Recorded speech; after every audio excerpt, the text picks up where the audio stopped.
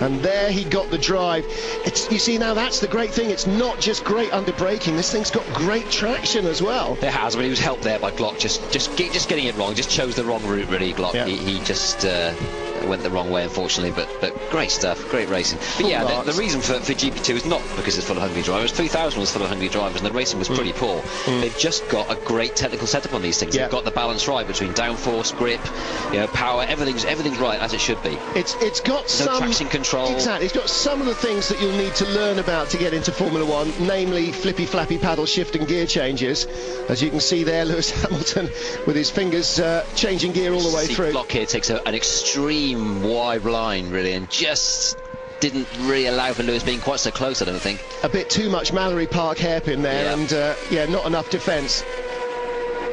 But then he knew what a toe he'd given away on the straight, and he could think exactly the same thing was going to happen. Sort of devil in the deep blue sea when the guy coming up behind has got so much speed. Yes! Yeah, because if Glock had gone tighter there, then Hamilton would have gone wide and got a better run of the straight and would have been towing anyway. So, it's difficult for Glock to defend that one. Yes, absolutely. Zuber now has just stepped up into overdrive, and he's pulled away 1.4 seconds in the last 2 laps over Adam Carroll, and Carroll now really has to hang on to second place. I don't think he'll be caught by Hamilton. No, there's a 3-second gap here. There's a 3-second gap between the two, so in 1 3/4 laps, even Hamilton might find that difficult. But he's 1.3 seconds quicker on the last lap, and that included battling with Zuber through the S's. He'll be catching him as they enter the last couple of corners, I think, of the race. Which might make for some real drama. He might yet make it up into second. He might just balk at that final, push of the luck too far. But what a race these guys have produced for us. Again, phenomenal action. And for Glock, actually, it's a shame because he deserves to be on the podium after some great racing. 3 of them do, don't they? Yeah, that was really classic stuff. Well, and again, full marks out front for Andreas Zuber. Made the best of his 7th place in race 1, converted to 2nd in the grid in race 2, and great starting. Took the lead in the first corner and hasn't seen anybody else apart from Adam Carroll in his mirrors. And here he comes with a lap to go after this, and he's just streaking away now. Zuber 1:38.0 on the last lap. Nothing like as quick as Hamilton, 1:37.6. Yeah, it's more Carroll's times have fallen away, really. He's barely in the 38s. He's sort of 38.9. So last lap, Andreas Zuber on target to win for Trident. Take his first win in the GP2 series.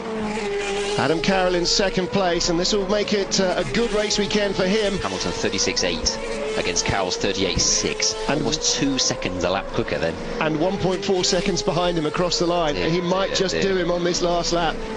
I underestimated just how fast Hamilton's going, I think. Hamilton is going phenomenally quickly. A little further back, Sergio Hernandez is in 10th, Jose Maria Lopez behind him. And if the director's looking around for some action, let's get back to our championship leader, I think, on the last lap, instead of following some rather random nonsense. Lopez 11th, 5 places out of the points. Really, who cares? Let's see Hamilton catching 2nd place man Adam Carroll. The Englishman versus the Ulsterman. Here we go. Caught him by 4 tenths in the first sector. And fastest lap of the race. Yeah, that was the last lap, yeah. Another critical point there. Every single one of these extras will be very, very important. Now then, this is where he's set up for the long tow down to the final couple of corners. Is he close enough? Through this fast right-hander over the hill into the braking area at the other side. I think he might be. Here he comes. Here he comes. What's Adam Carroll got under braking? Not enough, no. Dear. Well, you saw Adam move onto the racing line. He knew the game was up. Formality. Well, Hamilton did the fastest ever middle sector of the race there. Phenomenal. Andreas Zuber from 2nd on the grid claims a momentous first GP2 win for himself. A great result, but what a race. That is the performance of the championship from Lewis Hamilton. What a stunning, stunning race. All right, dropped the ball prodigiously with a big spin on lap 2 that put him way down the order to, I don't know, the mid-teens, but... He's pumped up there, isn't he? Oh, my goodness. Quite rightly too. He won't be able to sleep tomorrow night. Never mind tonight. Great performance, and fastest lap again on the last lap, just to make sure. So just a giant effort from Lewis Hamilton there. Andreas Suber gets top points, but I'm surprised his dad hasn't turned blue. He must have been not breathing for several laps back there. What a great performance from Lewis Hamilton, and if there's not a Formula One contract on his desk by the end of the season, then we know people in Formula One need their heads sorting out, but for goodness sake, I can't believe it. I think what he needs to do now really is bottle that feeling he's got at the moment. You know, that just the free driving he was showing there, you know. Yeah. Forget the pressure. I know it's easier said than done. Just forget the championship. Just drive as you can do. Just do that, and you'll have no problem. I think that's exactly what they have to do. Both of them, he and Piquet both, when they get to Monza, the gap will be close enough that you can just say, let's pretend the championship's over. Let's just have two great races. That's right. Now, of course, if you could compartmentalise your brain like that, that would be phenomenal, and that would be... Oh, it's impossible to do, but if you could, then that would be the key, you know, really would. So from wherever far back he came into second place, Lewis Hamilton. Andreas Suber wins our sprint race here in Turkey, but without doubt the grandstanding performance from Lewis Hamilton will be talked about certainly until the final race weekend in Monza a fortnight from now. And Nelson Piquet Jr., well, fifth place is not a bad little points haul, but unfortunately for him, the 6-point gap that he'd narrowed it down to between himself and Hamilton after race one here has extended once more in the Englishman's favour. Yeah, I'll make it 10-point gap now, back out to 10 points. Yes, I think you may well be right. I'm certainly not going to try and think it, because my mental arithmetic isn't worth the paper it's written on, as anybody knows. So I'll go with that. 10 points seems about right. It does put the pressure back on Piquet. It does give Hamilton... it allows him to crash out of race one and still have a chance of winning it in race two. Yep. And that might just relieve the pressure and allow him to do this time and time again at Monza.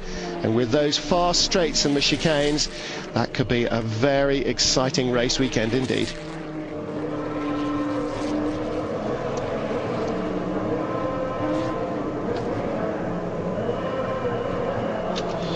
Well, there is maybe the second happiest bunny in Turkey at the moment. I would think that Lewis Hamilton can probably even claim to be more thrilled with his race than Andreas Suber. For Suber, though, momentous first win at this level, and that will certainly again, you know, tick another little box on his sheet of desirable achievements. I think you know all the fuss surrounding Hamilton and Piquet and Hamilton's drive there. I think let's not forget Suber. He did a great job. Didn't see a lot of him because he was tucked away at the front, but I think he will next year will be one of the front runners if he stays with his team, because they're a good team, or moves to another front runner. He'll be up there. Yeah. And your maths again impeccable. There we go. A 10-point gap for Hamilton over Piquet, with Prema in third place, just ahead of Glock, who had a great race himself here, and some phenomenal action. So that's it then from Turkey. Unfortunately, we must move on here. No time to see the drivers enjoying themselves on the podium, as undoubtedly they will. My thanks as ever to Gareth Rees, and the huge applause for Lewis Hamilton, really making this race come alive. And the championship moves on to Monza. The finale will be on Eurosport 2, the feature race on Saturday, and the race decider live on Sunday.